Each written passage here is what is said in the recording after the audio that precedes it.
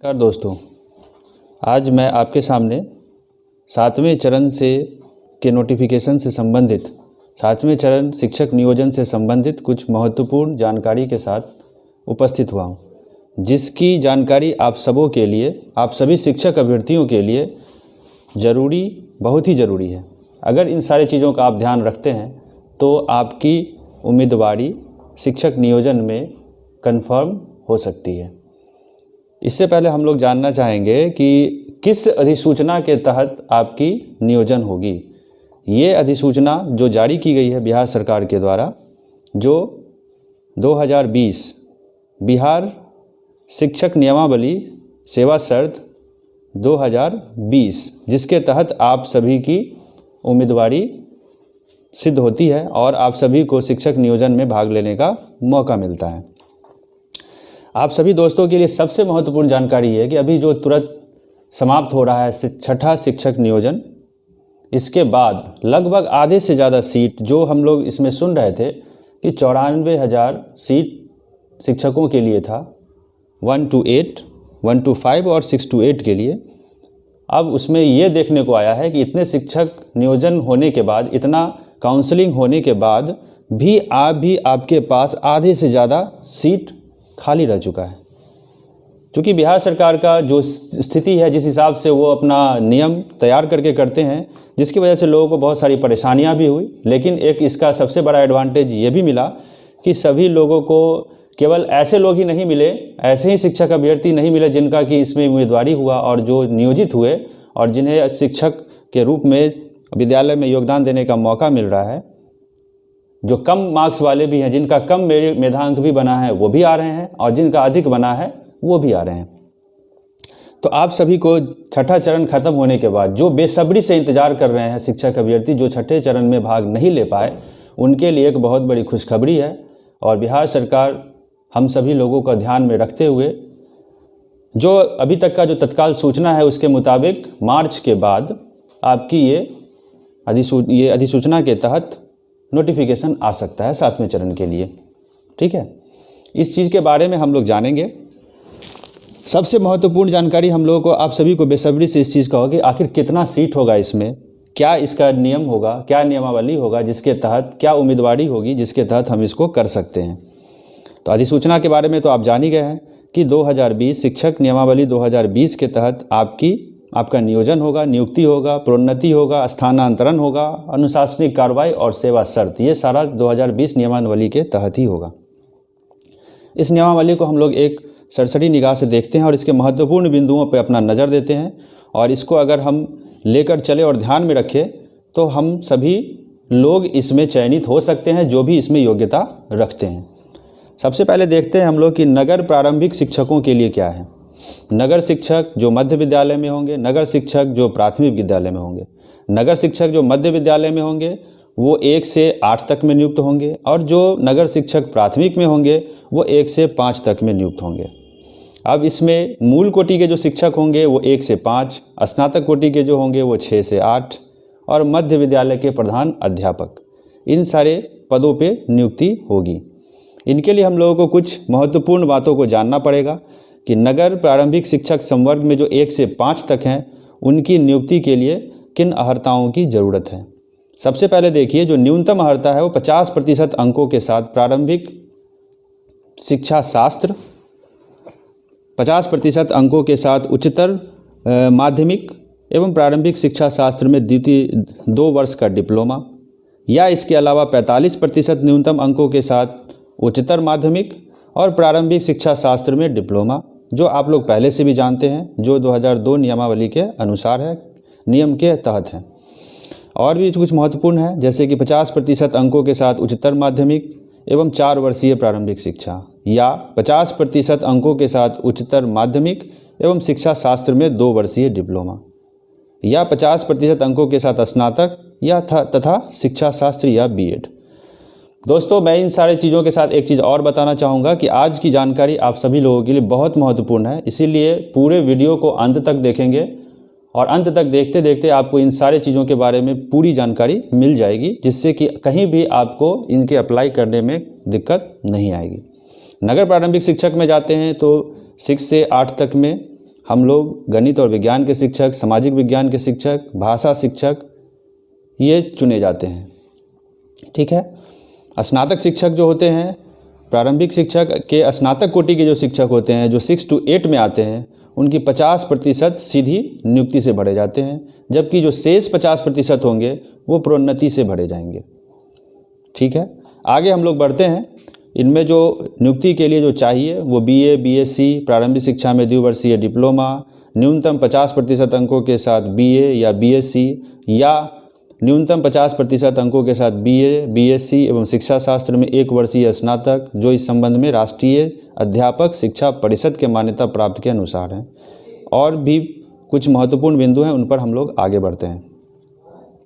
ठीक है दोस्तों, 50% जो शिक्षक यहाँ पर नियुक्त हो रहे हैं, यह देखिए, नगर प्रारंभिक शिक्षक के स्नातक कोटि के 6 to 8 के 50% पर जो प्रोन्नति से भरे जाएंगे, उसके लिए नियमावली के तहत जो अर्हता है वो निम्नवत होगी। नगर प्रारंभिक शिक्षक के मूल कोटि जो 1 से 5 हैं, पद पर योगदान की तिथि अथवा प्रशिक्षण अर्हता प्राप्त करने की तिथि, ये आप यहाँ पर ध्यान दें। ठीक है। से न्यूनतम 8 वर्ष की लगातार सेवा हो। और कुछ महत्वपूर्ण बातें जो यहाँ पर हैं, इन चीज़ों को आप देख सकते हैं। ठीक है। आरक्षण की जो प्रक्रिया है, जो महिलाओं के लिए है, जो SC ST के लिए है और जो EWS के लिए है, वो जो बिहार सरकार का है उसके अनुसार ही होगा। आयु सीमा में भी आपको पता ही है कि आयु सीमा में न्यूनतम 18 वर्ष। ठीक है। जो होगा आपको पहली अगस्त को अभ्यर्थी की न्यूनतम आयु मूल कोटि के शिक्षक पद के लिए 18 वर्ष और स्नातक कोटि के शिक्षक पद के लिए न्यूनतम 21 वर्ष। इन सभी चीज़ों को आप ध्यान देंगे, नियुक्ति प्रक्रिया के लिए बहुत ही महत्वपूर्ण है।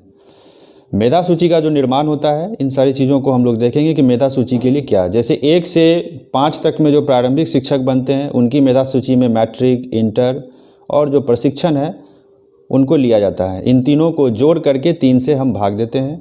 और जो स्नातक कोटि में होते हैं, उनके लिए स्नातक और प्रशिक्षण दोनों को जोड़ के हम 2 से भाग देते हैं। दोस्तों, इन सारी चीज़ों के बीच में एक मैं आपको सबसे महत्वपूर्ण चीज़ बताना चाहूँगा कि हो सकता है कि ये नोटिफिकेशन आने से पहले आपका एक BTET भी हो। तो जो लोग अभी तक CTET या इस तरह की कोई टेट परीक्षा उत्तीर्ण नहीं हुए हैं, उनके लिए भी एक बहुत ही बेहतरीन मौका है, जो कि वो BTET को करके आगे बढ़ सकते हैं। ऐसी संभव अभी तक की जो सूचना है उसके मुताबिक जून में शायद BTET हो सकता है, मार्च के बाद अप्रैल तक इसकी फॉर्म भरा सकता है। तो आप सभी जो शिक्षक अभ्यर्थी जो प्रशिक्षण ले चुके हैं लेकिन टेट नहीं कर पाए हैं, वो इस पर अपना ध्यान जरूर रखेंगे, जिनसे उनको दिक्कत महसूस नहीं होगी। 7वें चरण के नियोजन के लिए और कुछ महत्वपूर्ण बातों पे मैं बताना चाहूँगा। प्रश्न आप सभी के दिमाग में ये हमेशा आता होगा कि आखिर कौन सा सीट होगा, कितना सीट होगा, कितने पदों पर नियुक्ति होगी। जैसा कि अभी हम शुरू में चर्चा किए हैं कि आधा से ज़्यादा सीट बचा ही लगता है। इस तरह से अगर देखा जाए तो 1 से 5 तक में 60 से 70 हज़ार सीट, 60 से 70 हज़ार रिक्तियाँ अभी तक उपलब्ध हो सकती हैं। 6 to 8 में देखा जाए तो 30 से 40 हज़ार रिक्तियाँ हो सकती हैं। और अगर 9 to 10th में देखा जाए तो 30 से 35 हज़ार की रिक्तियाँ, और 11 से 12th में देखा जाए तो 12 से 15 हज़ार की रिक्तियाँ। 9 to 10th और 11th से 12th में 65% मेल और 35% फीमेल हो सकते हैं, जबकि 1 to 5 और 6 to 8 में 50% मेल यानी कि पुरुष अभ्यर्थी और 50% फीमेल यानी कि महिला अभ्यर्थियों की हो सकती है। इन सभी चीज़ों के साथ एक सबसे बहुत महत्वपूर्ण चीज़ आपके लिए यहाँ पर यह है कि इसमें सिर्फ वही लोग भाग ले पाएंगे जो बिहार के हैं, यानी कि इसमें डोमिसाइल लागू होने जा रहा है। तो इन चीज़ों से हम लोग बच गए कि बाहर के अभ्यर्थी भी इसमें अपनी योग्यता सिद्ध करेंगे।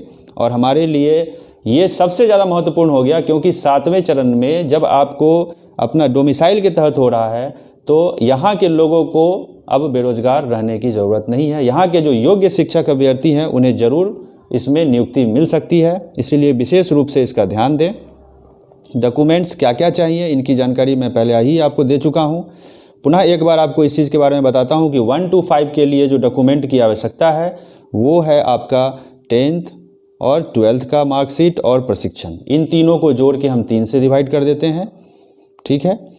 और जो कि आगे के शिक्षकों के लिए है, जैसे आपका मेधांक जो तैयार होता है 1 to 5 के लिए, उसमें 10, 12th और प्रशिक्षण को 3 से तो करते ही हैं, अब इसमें एक चीज़ आपके लिए और बहुत सबसे महत्वपूर्ण है कि पहले जो बोनस अंक दिया जाता था, अब वो बोनस अंक ना हो करके केवल और केवल आप इसमें पास हैं, उत्तीर्ण हैं, इसी से आपकी नियुक्ति, आपकी जो अर्हता है वो सिद्ध होगी। ठीक है। साथ ही साथ आप इन चीज़ों पर भी ध्यान दें कि एक सबसे महत्वपूर्ण और सबसे विशेष जानकारी है जो कि ओबीसी और फीमेल के लिए, ओबीसी कैटेगरी और जो कि महिला अभ्यर्थी हैं जिनको कम से कम जो टेट परीक्षा सी टेट या बी टेट जिसमें 82 यानी कि 82 मार्क्स भी आ जाता है, तो फिर वो भी अपनी अर्हता सिद्ध कर सकते हैं।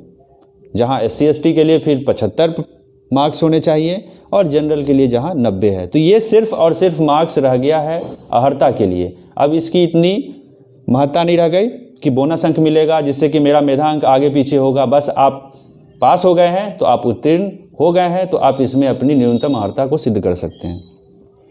दोस्तों, आप सभी को इस चीज़ के बारे में पहले से ही पता होगा कि बिहार सरकार ने और जो केंद्रीय सरकार इसने जो अपनी नियमावली में बदलाव लाया और जिसके तहत ये किया कि आप सभी को अब इसमें अगर आप पास हो चुके हैं सी टेट या बी टेट में तो आप लाइफ टाइम वैलिडिटी के साथ आ गए हैं। अब आपको दोबारा पास करने की ज़रूरत नहीं है। ये बहुत बड़ी राहत है हम सभी के लिए, जो बार बार हम लोग अपने मार्क्स के लिए और एक नियम जो समय पूरा गया, हमारा समय जो पूरा हो गया 7 साल और उसके बाद हम उसको नहीं कर पाएंगे, तो उसके लिए हम लोग को बहुत बड़ी राहत मिली।